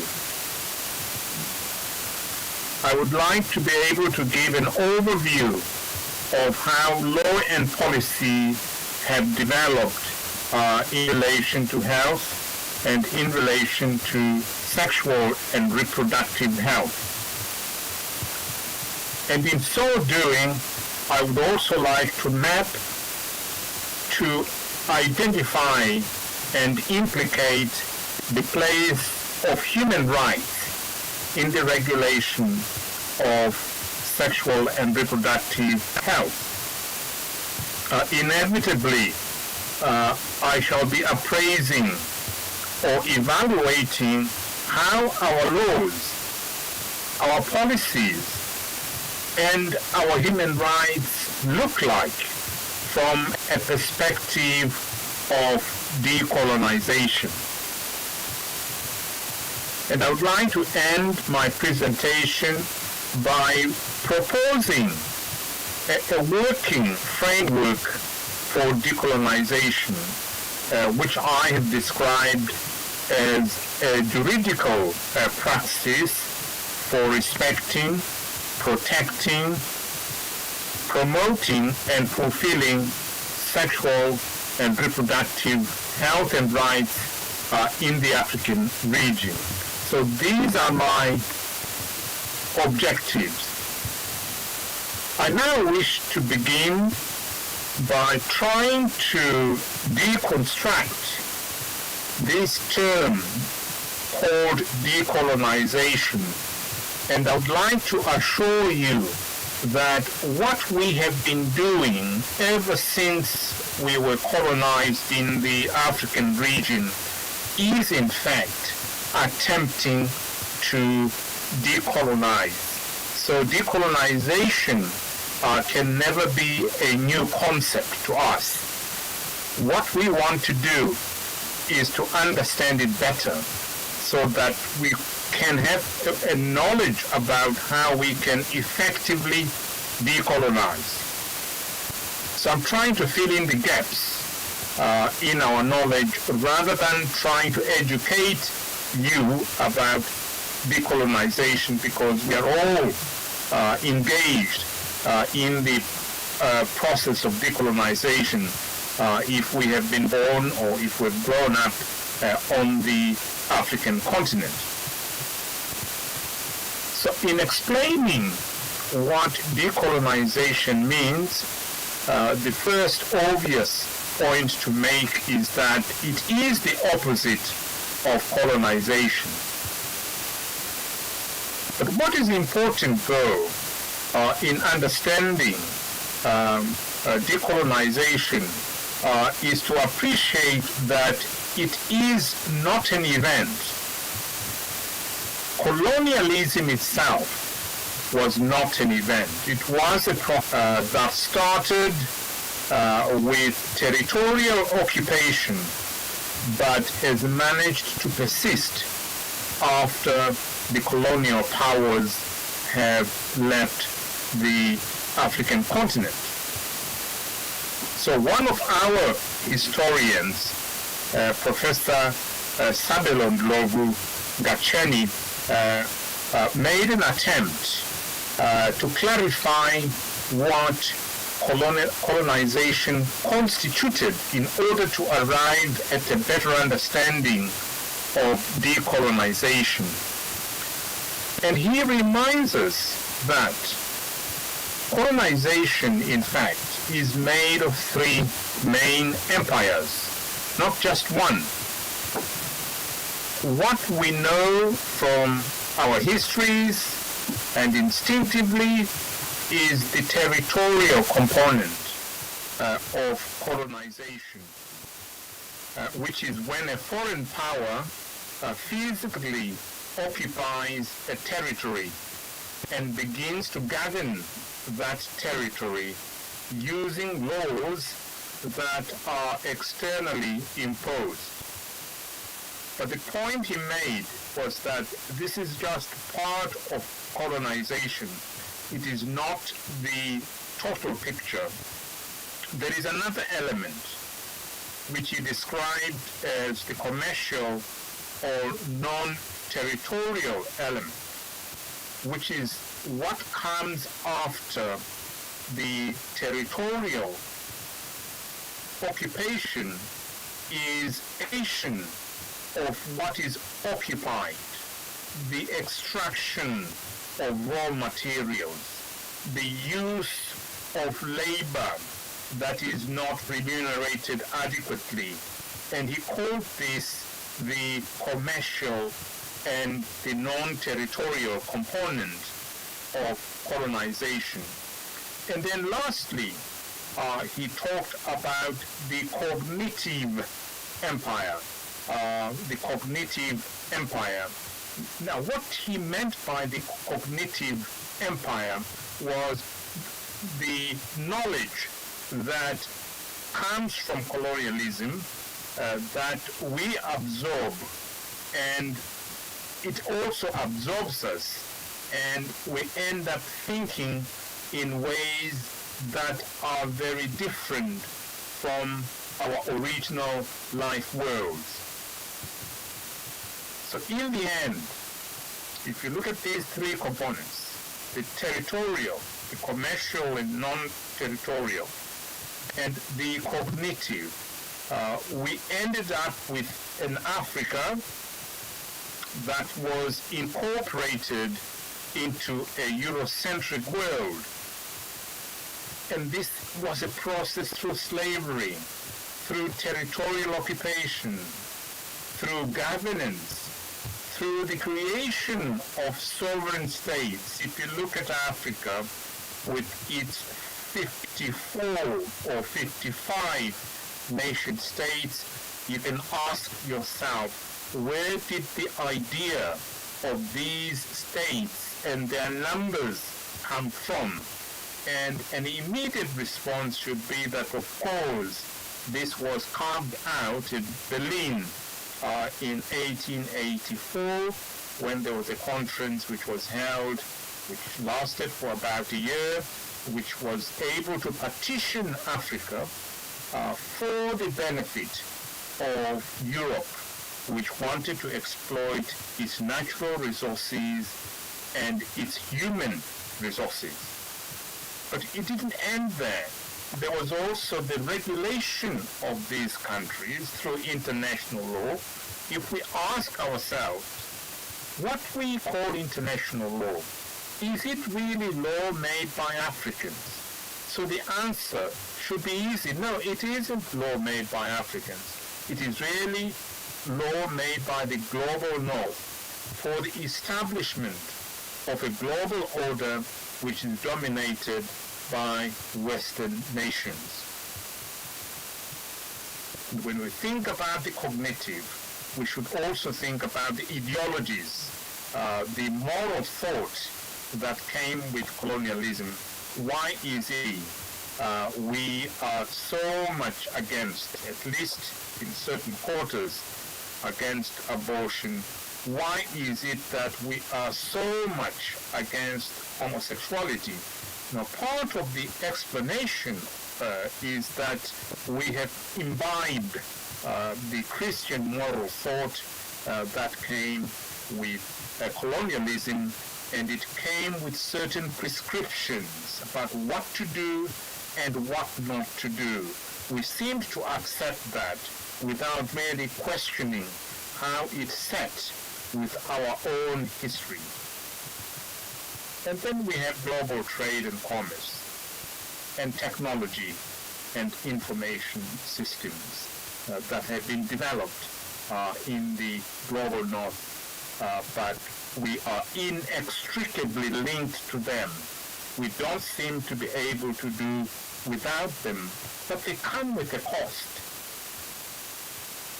So let me move to my next point, which is trying to show you what our writers have said about decolonization, as they think about colonization, and as they think about decolonization. What kind of reflection have they made? I begin with the reflection of a philosopher from the Democratic Republic of Congo, Professor Mudimbe. This is what he said in 1988 in his famous book, The Invention of Africa, which was published and became an important statement about understanding the effects of colonialism, because the argument is that without understanding the effects of colonialism, you cannot decolonize. And this is what he said. The scramble for Africa and for the most active period of colonization lasted for less than a century. These events, which involved the greater part of the African continent, occurred between the late 19th and mid-20th centuries, a very short period indeed. Although in African history, the colonial experience represented but a brief moment from the perspective of today, this moment is still charged and controversial, since, to say the least, it signified a new historical form and the possibility of new types of discourses on African traditions and cultures. He ends by saying, because of the colonizing structure, a dichotomizing system has emerged, and with it a great number of current paradigmatic oppositions have developed. So what Professor Mudimbe underlines is that we have ended up with a story about Africa, and that story is no longer only the story of Africans. It is also the story about how Africa was made by Europe and how Africans were made by Europe. So in order to decolonize, you should be able to implicate this colonizing structure, which so much binds Africa to the global north, but without giving Africa an opportunity to question the relationship and to find an alternative. A former African patriot, former president of Ghana, in fact, the first president of the Republic of Ghana, Kwame Nkrumah, was really one of the pioneers of understanding decolonization. He understood that colonization was not simply the occupation of the Gold Coast, which was then Ghana, but it was much more than that, because what he experienced is that when Ghana became independent in 1957, the assumption was that Africans would be able to make their own decisions, grow their own economies, and chart their future. He found that was not the case. And he coined this effect as neo-colonialism. So let me read out what he said. He said in his book, "The neo-colonialism of today represents imperialism in its final and perhaps its most dangerous stage. In place of colonialism, that is the territorial occupation, as the main instrument of imperialism, we have today neo-colonialism. The essence of neo-colonialism is that the state which is subject to it is in theory independent and has all the outward trappings of international sovereignty, but in reality, its economic system and thus its political policy is directed from outside."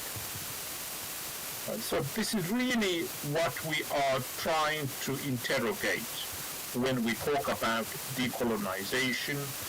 We are looking at the unfinished tasks. We are trying to highlight that our flag independence in the 1960s was only a starting point. So we celebrated, if you like, prematurely. We did not realize how bound we were with the empires that had colonized us. And the Kenyan historian and philosopher Mazrui summed it as follows.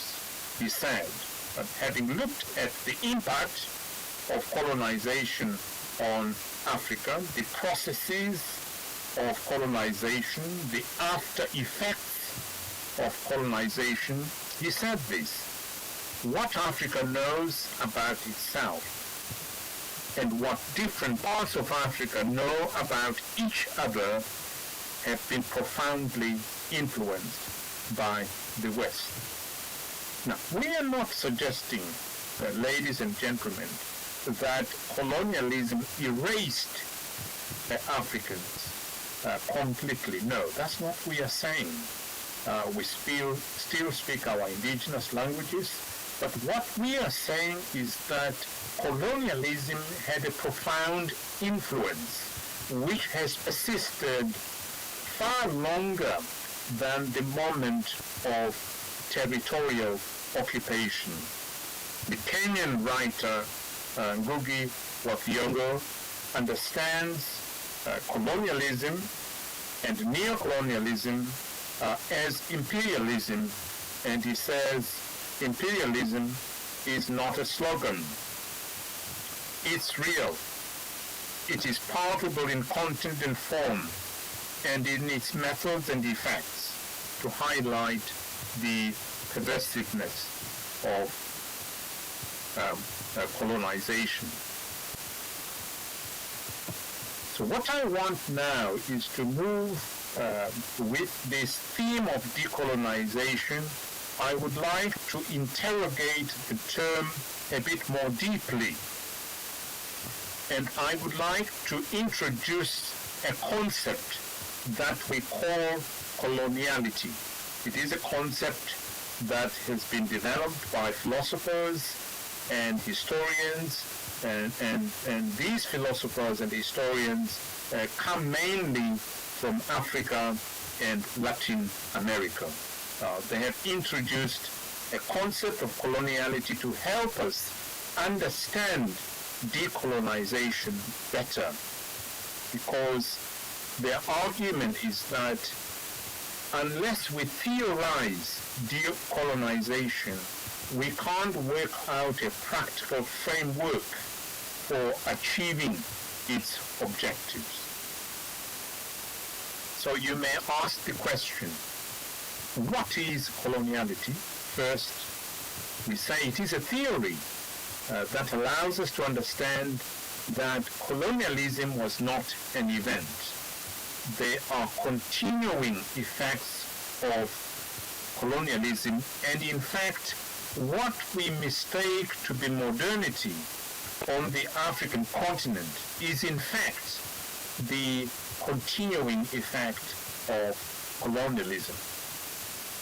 So in using this term, coloniality, we are acknowledging that decolonization, which took place in the 20th century, and for Africa, it took place for most countries in the 1960s. We are saying that it failed to destroy colonialism as a system of power, because flag independence is one thing, power is another. The question is, did the African independent state have the economic power to determine its own future at the time of independence?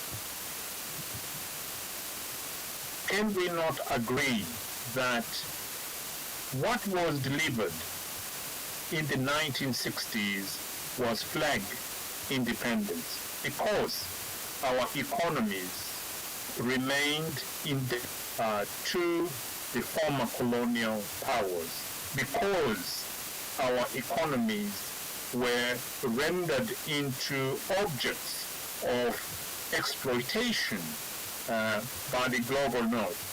We were unable to determine the price of our coffee, of our rubber, of our gold, and our copper. So, in fact, we are saying that decolonization reminds us that colonialism continues before the physical dismemberment or disablement of colonialism. One scholar has defined coloniality in this way, and this is a Latin American scholar, Maldonado Torres, in 2007 said,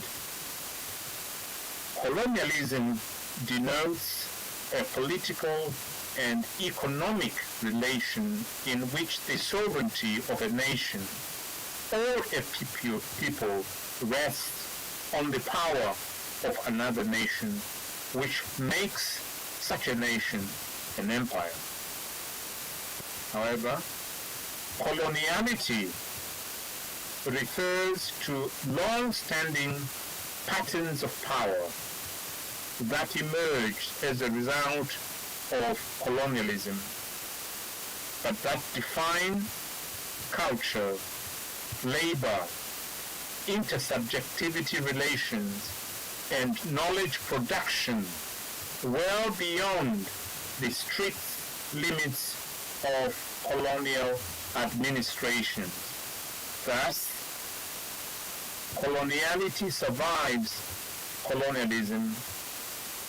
It is maintained alive in books, in the criteria for academic performance, in cultural patterns, in common sense experience, in a way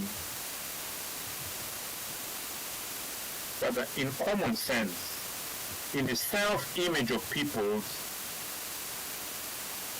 in aspirations of self, and so many other aspects of our modern experience.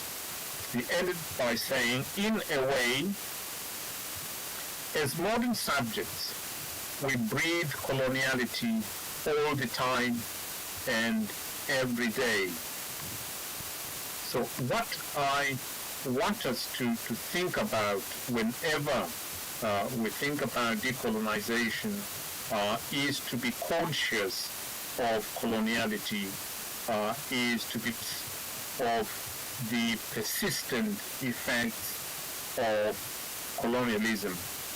I want us to come away with a deeper understanding of coloniality by interrogating how it works.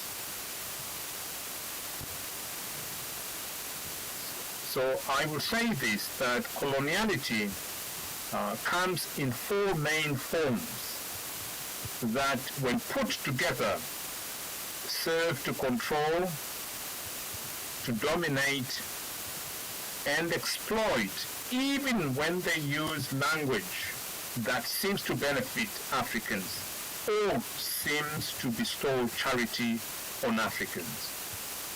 So which are these two or four main forms? The first is the control of the economy. And our governments understand this better than all of us, that there are real constraints in terms of economic power. And the global institutions of capitalism have been designed by the global north. They work for the global north. Even though they worked for Germany after the Second World War to revive its economy, the same generosity was not extended to African colonies when they became independent. So when we think about the World Bank, when we think about the International Monetary Fund, if you ask our governments, they will be first to explain to you how constraining those institutions are. Many countries went through structural adjustment programs that decimated social lives, decimated health, took away employment. So they will be the first to tell you that much as these institutions are ostensibly created to assist nations, when it comes to the global south, they work in the opposite way. They work to constrain possibilities for the African economy. The second point to make is control of authority.